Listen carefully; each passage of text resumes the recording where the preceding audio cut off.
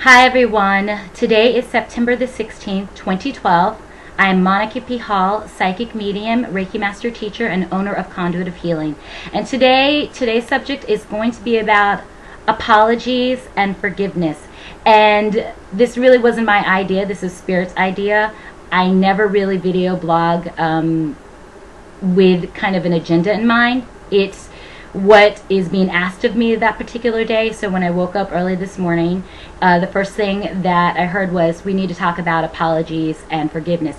And the reason I want to bring it up is because in my experience as a psychic and medium, you'd be surprised how much these things come up.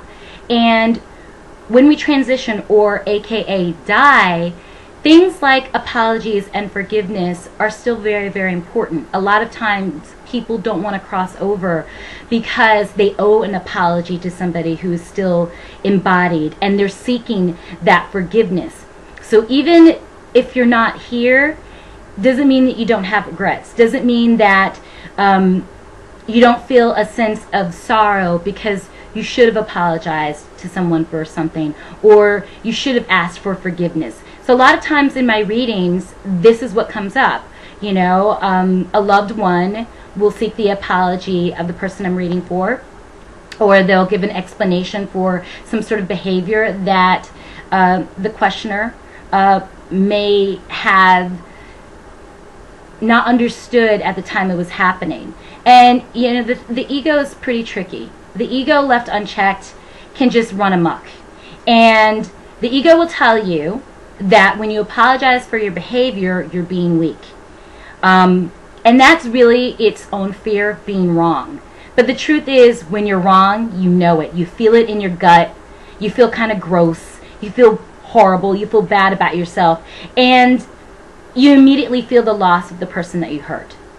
You know, whether or not it's an awkward silence, whether or not that person leaves your life. And you lose a little bit of your own self-respect when you are mistreating someone and you don't apologize for it.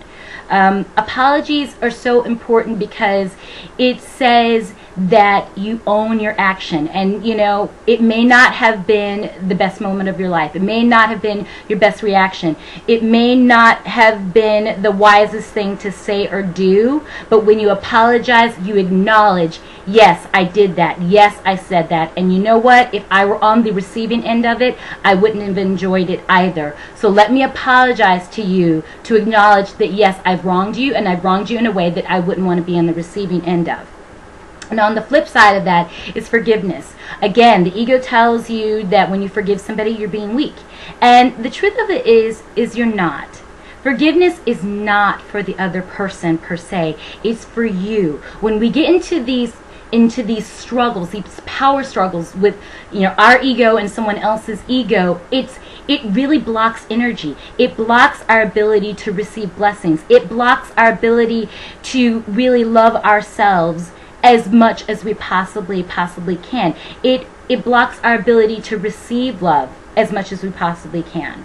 You know, you think about it. When you have a falling out with someone, and it doesn't even matter who the someone is, when you hold on to the anger and the pain and the hurt of it, it will inevitably have an impact on every relationship afterwards. You know, you develop trust issues. You emotionally shut down. You are not emotionally available to someone or something. You're not open to certain life experiences, which could be blessings to you. Why? All because you walked away from a situation or some struggle or power struggle with another person, and you didn't forgive them. What if they didn't ask for your forgiveness? Irrelevant. It's irrelevant. You do not need the apology in order to forgive somebody. Because as we stated, the forgiveness is for yourself. When you forgive someone, you have left the struggle. You have absolved yourself from any sort of negative karma that can come out of that situation. You've released that negative energy bond that's holding the two of you in that situation. They're there officially by themselves. If they never ask you for the apology, it's still okay to forgive them. All right? I really think people need to understand that. These are the things that are really going to help clear the pathways for you to receive blessings in your life. And yes, in order to be blessed, you have to let go of things. And definitely resentment towards people is one of them, and rightly so. So, like I mentioned before, I do have experiences in readings where literally people are coming in and they're asking for forgiveness. So what does that do for them? When you sincerely and truly forgive someone, you release them. You release this karmic bond, this energetic tie that may be actually tethering them to the near earth realms.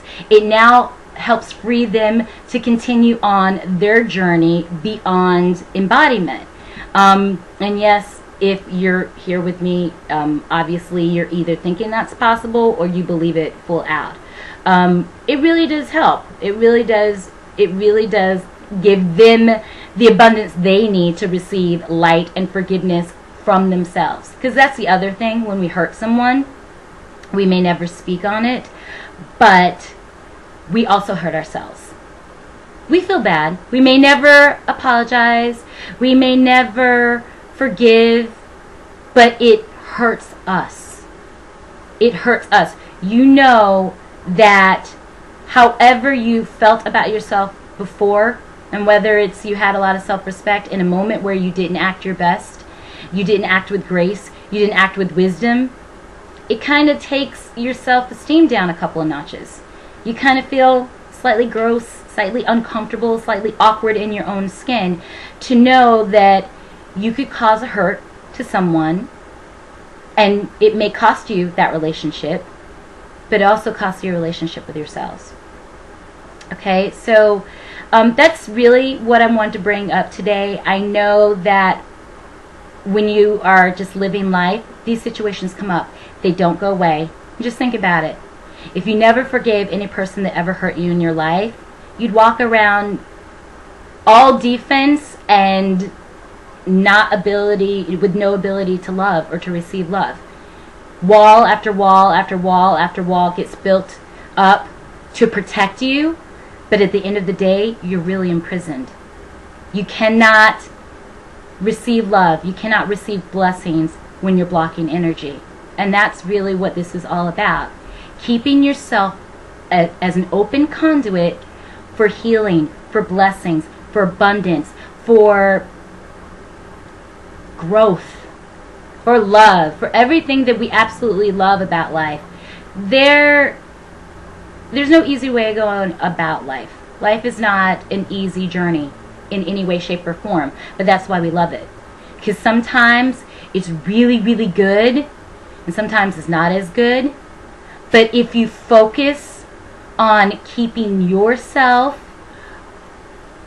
in a state where you're always open, then you are open to receiving blessings.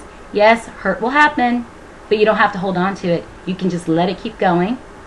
You can let those people keep going. You can forgive them, but you don't have to have them in your life. There's nothing that says that. You can forgive someone and realize, even though I'm forgiving you, having you in my life is not for my highest good. So therefore, we're going to have to let go of one another. It's a fact. It's a fact. You can forgive, but you don't have to allow that person back in your life unless you have discerned that they are genuinely making a change as to who they are. Because what good is an apology if they're just going to do the same thing over and over again? You can't control another person, but you can definitely control yourself. You get to make the call as to whether or not, when you accept someone's apology and you forgive them, whether or not that coming with that forgiveness means, I'm going to let you back in my life, or whether it means, thank you very much for your apology, namaste, God bless you, and I wish you nothing but the best, but I don't think that having you in my life is what's right for me. So that's it for today. If you have any questions, please reach out to me at my website, www.conduitofhealing.com. Okay? So, oh, I wanted to share one more thing with you. It's this. Can you see that? Yeah. It's one of my designs from my Cafe Press store, and I like to call this my Spiritual Rebel shirt because it's a little punk rock. It's got the red, white, and the black going, and yeah, definitely spiritual rebels, oneness or noneness. And you know what? You can be a spiritual rebel, you can be outside the norm, you can be edgy, but you can still apologize and forgive. Because you know what? In these days and times, that right there is outside of the norm. To show grace, to show wisdom, to react with those things, and to be successful and abundant regardless of what happens around you. And yes, it's chaotic times, but still you can prosper. So namaste, mwah. I love all of you. I'm very excited. One more thing. Gosh, I forget everything. One more thing. I am going to be a guest psychic on a blog talk radio show called Journey into the Light. It is on September the 24th at 9 p.m. Eastern Standard Time. If you want more information about it, again, go to my website, www.conduitofhealing.com. Have a very blessed day. Thank you. Mwah.